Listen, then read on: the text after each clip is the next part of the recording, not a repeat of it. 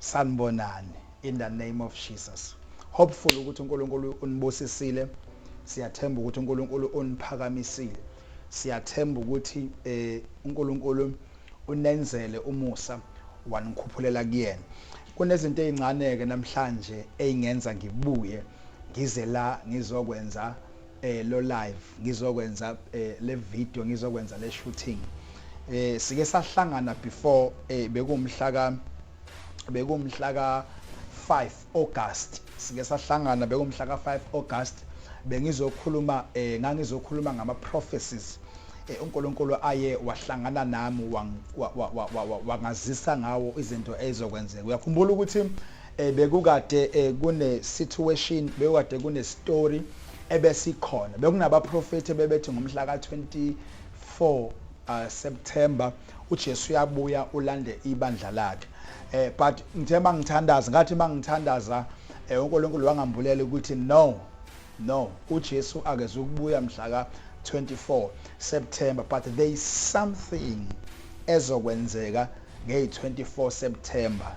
Ivideo ikhona nizoyibona manje. uNkulunkulu wangitshela ukuthi angitshele umhlaba, ngitshele umhlaba wonke, ngitshele Africa, ngitshele iAmerica, ngitshele ama continent onke ukuthi yini into ezokwenzeka ngomhla ka 24 September.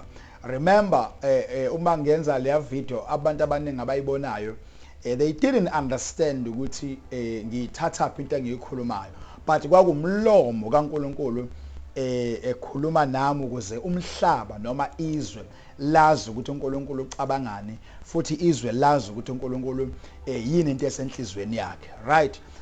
Ngenza ivideo ke ngomhla ka 5 August engaze ngayiposta ku YouTube ngomhla ka 13 August la ngitshela khona abantu ukuthi ngomhla ka 24 September uIsrael neGaza bazoba nengxoxo nesivumelwano se-ceasefire, bazoba ne-agreement nesivumelwano se-ceasefire. Ngiyazi ukuthi abantu abaningi abazange baze banotice, but ivideo khona izovela njengamanje. Nansi ivideo ibuke njengamanje, yenziwa mhla ka 5 August, ya broadcastwa noma yathunyelwa, yafakwa, yashicilelwa ku YouTube ngomhla ka 13 August. Nansi ivideo. God also told me ukuthi on the 24th of 9th, on the 24th of 9th, kusho ukuthi ngomhla ka 24 enyangeni ka 9, that is September, ngomhla ka 24 ngoSeptember. Remember ukuthi kunaba prophet ukuthi ngomhla ka 24 September ibandla lizohlwetha, uJesu uzobuya alanda ibandla. But mina uNkulunkulu ungitshela ukuthi ngomhla ka 24 September uIsrael uzo sign agreement with iGaza, ama Palestine. So there will be the end. That will be the end of the war that is going on right now. Kusho ukuthi uIsrael uzoyeka ukulwa kanye ukubulala abantu njengoba kubulawana eGaza. So that war will end on the 24th of September. That's what God said to me. You can read it in the book of Daniel. You will find it. You will find out there will be a sign of righteousness in Israel. There will be a sign of righteousness in Israel. In the book of Daniel, chapter 9, verse number 24. The very same month of 9th, the 9th month of verse number 24, the 24th of which is the date. So there will be a righteousness among the Israel. So ngomhla ka 24 enyangeni ka 9, I'm saying this namhlanje kumhla ka 7 enyangeni ka 8, uthi ngomhla ka 24 enyangeni ka 9 uIsrael uzoba neagreement kayinani neGaza. Le yampi leyo yokubulawa kwabantu eGaza, there will be a ceasefire agreement. There will be a ceasefire agreement on the 24th in the month of 9th, of which is September 2025. Ngigusho lokho on the 8th of August 2025, there will be a ceasefire agreement between Israel and the Gaza Strip officials. Okay, that is all for today. May God bless you. Shalom. Right.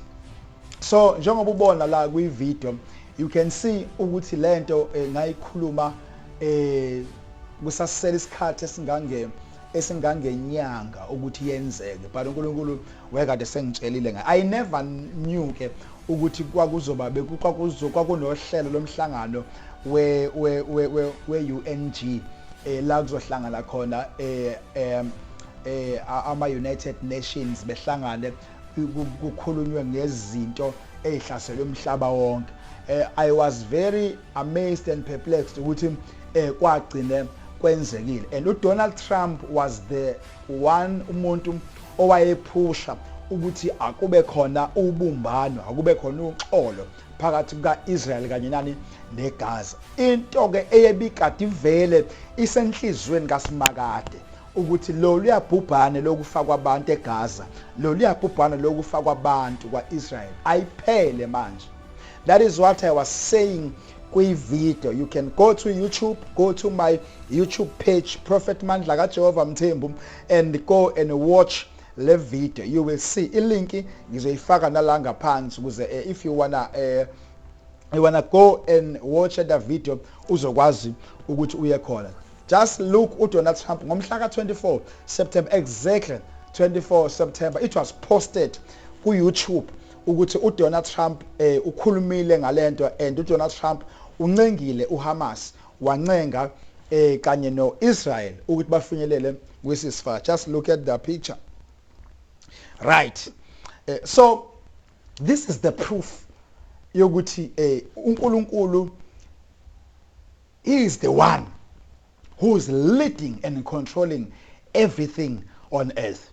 And lokhu kuyi-proof yokuthi ayikho into evela emlonyeni kamprofeti kaNkulunkulu engalona iqiniso. This is the proof yokuthi uNkulunkulu ungithumile kinina, ungithumile eSouth Africa, ungithumile emhlabeni ukuthi ngiprofethe ngezizwe, ngiprofethe ngabantu, ngiprofethe ngomhlaba, ngimtshele ukuthi yini into uNkulunkulu azoyenza, yini into esenhlizweni kaSimakade.